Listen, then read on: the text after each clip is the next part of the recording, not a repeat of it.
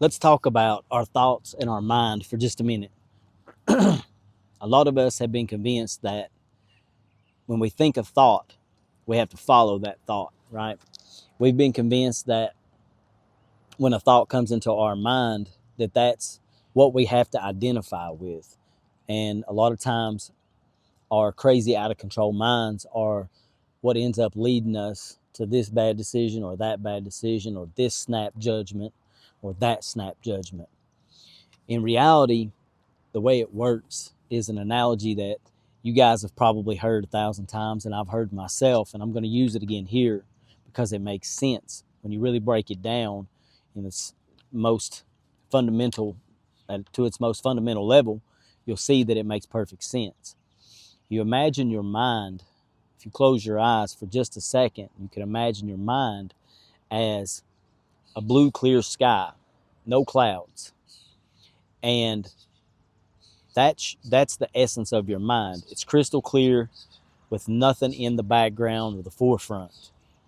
And then imagine a puffy white cloud, perfectly shaped, perfectly formed, and it flies through the sky ever so slowly.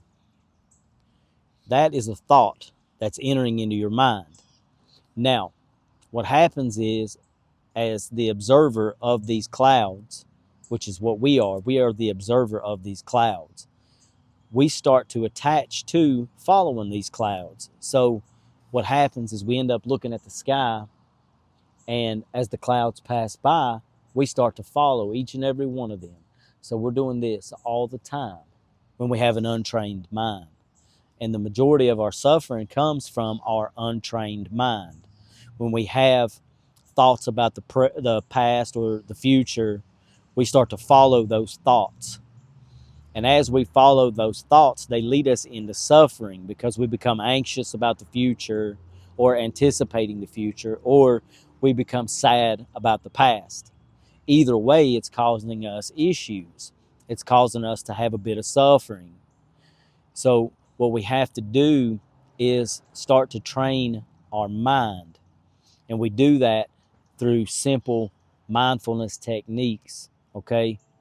All religious traditions in the world, including Islam and the Prophet Muhammad sallallahu alaihi wasallam, had meditation as his background, as their background. And the reason being is because an untrained mind can be pushed to and fro. It can be just shoved all over the place, right? So an untrained mind is very weak and very frail. And a lot of times somebody can say the smallest thing to upset you, and it's like they suddenly become your puppet master. You're a puppet, right? They're pulling your strings like a puppet on a stage. So if they pull one finger slightly, you start to dance as the puppet. And the mind is no different. So you have to train the mind like you would train any other part of your being, right? You have to train yourself to eat better. You have to train your muscles to be more fit and more flexible, and so on. The mind is no different. You think that because you read books that you're training your mind. You're training your brain, no doubt, and you're gaining knowledge, no doubt, but you're not gaining wisdom.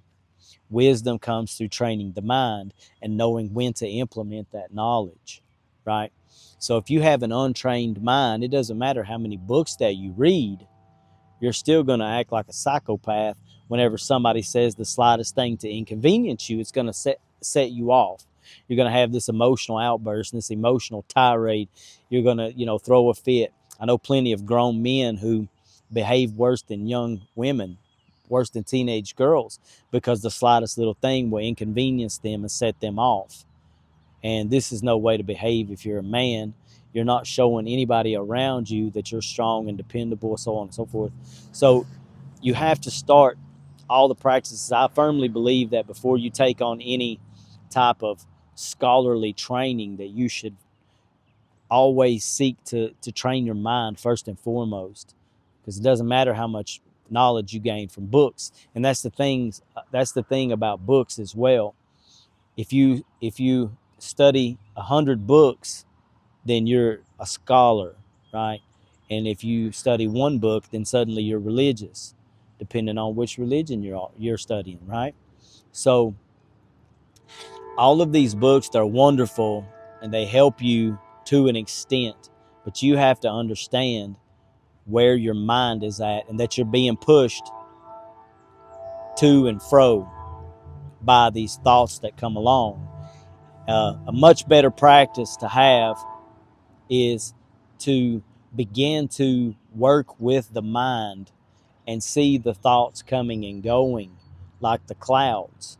So when you sit down and close your eyes and just sit without any telephone, without any distractions, what you'll find is that these thoughts, when they come by, it's okay to notice them because your mind is going to think crazy things. There's a train in the distance. Let me focus on that. I wonder where that train's going to. And that thought will lead to another one. You'll think about the hobos that are jumping on the trains, and you'll think about what the shipments are carrying, and maybe I should be working for the railroad company. Whatever the case may be, your mind is crazy, right? It's an untrained monkey, right? And that's why a lot of traditions refer to the untrained mind as the monkey mind, because it's like a monkey. It's like a small monkey that is in a cage, and it will jump all over the cage, and it'll go here and it'll go there, and it'll look for all these different distractions, and it'll fixate on one distraction for a short period of time. And part of the problem we have as a modern day society is our social media apps. They have trained our dopamine receptors to expect quick fixes and quick hits. And this has caused a problem with our ability to focus and our ability to stay on point for longer than a few minutes at a time, right? So if you're really interested in true change and true transformation, I highly suggest that you implement a mindfulness practice of some sort. So that's up to you. A lot, like I've said recently, a lot of people are out there. You have sheikhs and scholars and preachers and holy men and shamans and everything else who can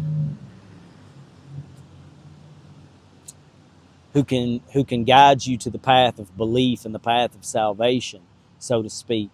I just want to help you to tame your mind so that you can first focus on and have a baseline level of peace. Peace should not be the ultimate goal. The ultimate goal should not be peace. That's a starting point, because if you're not at peace and you're not at peace when you're at rest, then ultimately you're not going to have the ability to grow and to learn. Your default setting is going to be chaos. So we have to get out of the default setting being chaos and get back to our default setting being one of peace and contentment. That's a starting point, not a goal in and of itself. You ask a lot of people today. I had a conversation the other day. I said, well, what's your goal then? What's your goal and whatever it is you're trying to achieve in your relationship or your job? And they said, peace. I said, that's your goal? How can peace be a goal when peace should be the default setting? So you really should think about these things and put them into practice.